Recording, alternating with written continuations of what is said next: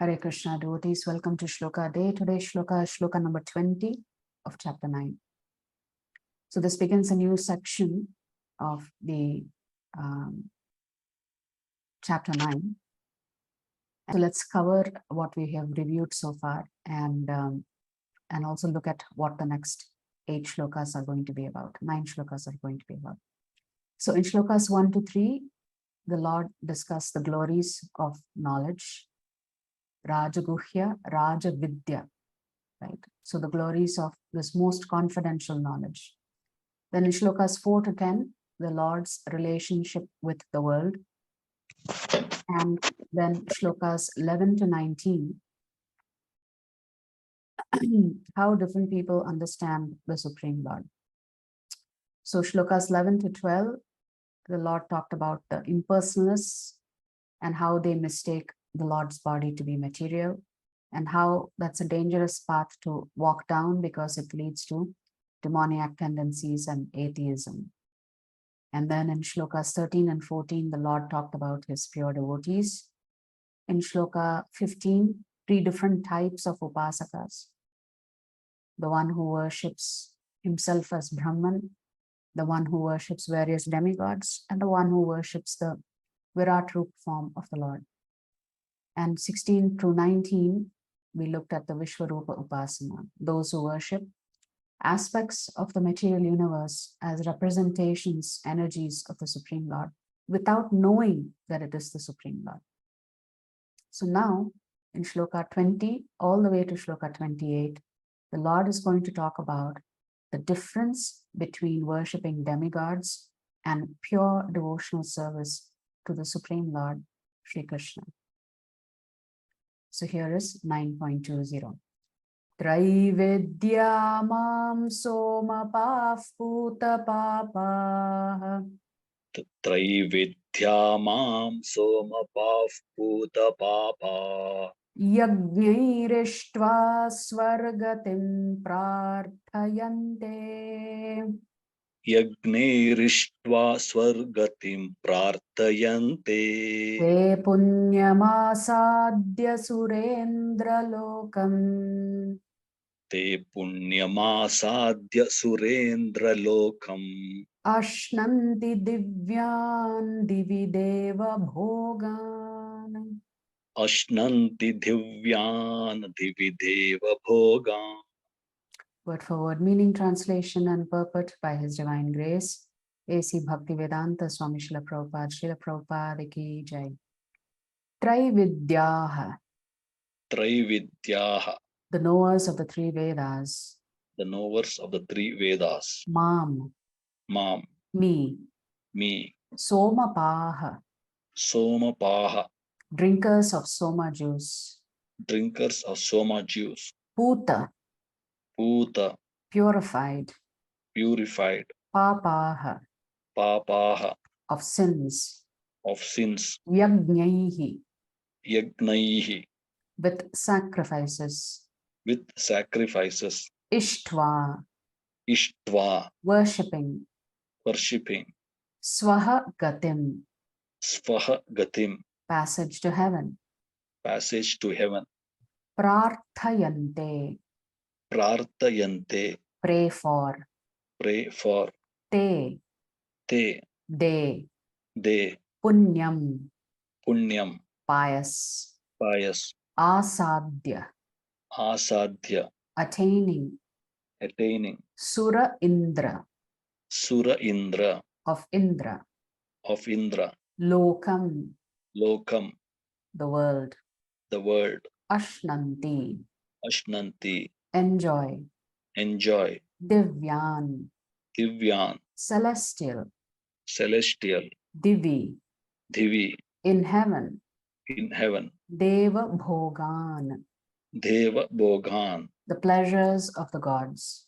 the pleasures of the gods. Translation: those who study the Vedas Those who study the Vedas and drink the soma juice, and drink the soma juice, seeking the heavenly planets, seeking the heavenly planets, worship me indirectly. worship me indirectly. Purified of sinful reactions, purified of sinful reactions, they take birth they take birth on the pious heavenly planet of Indra, on the pious heavenly planets of Indra, where they enjoy godly delights. where they enjoy godly delights. So, in this particular section, the Lord is going to talk about how those who worship demigods are also actually only worshipping Him, but they do not know it. So, who are those who are seeking godly delights? Prabhupada writes, the word Traividyaha refers to the three Vedas, Sama, Yajur, and Rig. A Brahmana who has studied these three Vedas is called a Trivedi. Anyone who's very much attached to knowledge derived from these three Vedas is respected in society. Unfortunately, there are many great scholars of the Vedas who do not know the ultimate purport of studying them. So the ultimate purport of studying the Vedas is to understand who is the Supreme Lord Krishna. Therefore, Krishna herein declares himself to be the ultimate goal for the Trivedis. Actual Trivedis take shelter under the lotus feet of Krishna and engage in pure devotional service to satisfy the Lord. Devotional service begins with the chanting of the Hare Krishna mantra and side by side trying to understand Krishna in truth.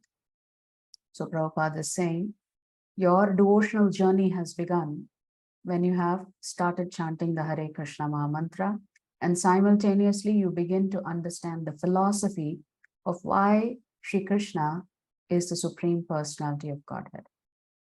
Unfortunately, those who are simply official students of the Vedas become more interested in offering sacrifices to the different demigods like Indra and Chandra. So some people are so fascinated by the Vedas that they get absorbed in demigod worship without understanding the purpose of the Vedas is ultimately to understand who is Sri Krishna and to worship him. By such endeavor, the worshippers of different demigods are certainly purified of the contamination of the lower qualities of nature and are thereby elevated to the higher planetary systems or heavenly planets known as Maharloka, Janaloka, Tapaloka, etc. Once situated on those higher planetary systems, one can satisfy his senses hundreds of thousands of times better than on this planet. So it is not that it is absolutely wrong to worship the demigods, because there is some purification happening. But that purification does not lead you to Krishna's planet. That purification only takes you to the upper planetary systems in this universe itself. So you could say you're promoted in the material world. Whereas devotees of the Lord are not interested in mundane promotions to heavenly planets. Devotees of the Supreme Lord are interested in the ultimate and final destination, which is Vaikuntha or Goloka Vrindavan. So if you're interested in going to the higher planetary systems, then you would be very, very keen on worshipping the demigods. But that means those who are worshipping the demigods don't understand that even the higher planetary systems go through creation, maintenance, and destruction. So if they know that the higher planetary systems also undergo this cycle, then they should seek a better destination. Why go to a planet that is also going to be destroyed? It doesn't make sense. So hence, the Lord is going to spend some amount of time in this chapter explaining why it is better to worship him than to worship the demigods. While worshipping the demigods does give you benefits, those benefits are temporary. Those benefits are temporary, and at some point they have to come to an end. So looking further into this particular shloka, now I'm going into another sampradaya's explanation of this particular shloka. So those who worship demigods do not know that it's Lord Krishna who is actually bestowing them all the benefits, including sending them to the upper planetary systems. So in Shloka 9.12, the Lord said, Moghasha Mogha Karmano, Mogha Jnana Vichetasaha, Rakshasima Shurim Chaiva, Prakritim Mohinim Shritaha. That shloka translated as, those who are thus bewildered are attracted by demoniac and atheistic views. In that deluded condition, their hopes for liberation, their fruitive activities, and their culture of knowledge are all defeated. So Krishna began by describing the mentality of non-believers and the demoniac who embrace atheistic and ungodly views and the repercussions that they face as a result of such worship. Then he described the nature of great souls, the Kevala Bhaktas, who are engaged in loving devotion to him, which was in shlokas 13 and 14. Now in this verse and the next, he mentions those who are not devotees, but are not atheistic either. So you can't say that people who worship demigods are atheists. And at the same time, you can't say they're not devotees, because they are worshipping Krishna, they don't know it. They're worshipping Krishna indirectly. So in this verse 20 and the next one, 21, he mentions those who are not devotees, but are not atheistic either. They perform the ritualistic ceremonies of the Vedas. This science of Karma Kanda, Vedic rituals, is referred to as Traividya. People who are fascinated by the science of Traividya worship the celestial gods such as Indra through the performance of yajnas, fire sacrifices, and other rituals. They worship the Supreme Lord indirectly because they do not realize that it is He alone who sanctions the gifts that the celestial gods bestow. Ritualistic ceremonies are considered good deeds, but they are not counted as devotion. Good deeds versus devotion, that's the difference. The performers of ritualistic ceremonies do not get released from the cycle of life and death. They go to the higher planes of existence within the material universe, such as the abode of Indra, the king of heaven. There they enjoy exquisite celestial delights that are thousands of times more pleasurable than the sensual pleasures available on the earth. In the following verse, Sri Krishna points out the defect in celestial pleasures. So in the shloka that we will cover tomorrow, Krishna is going to talk about why demigod worship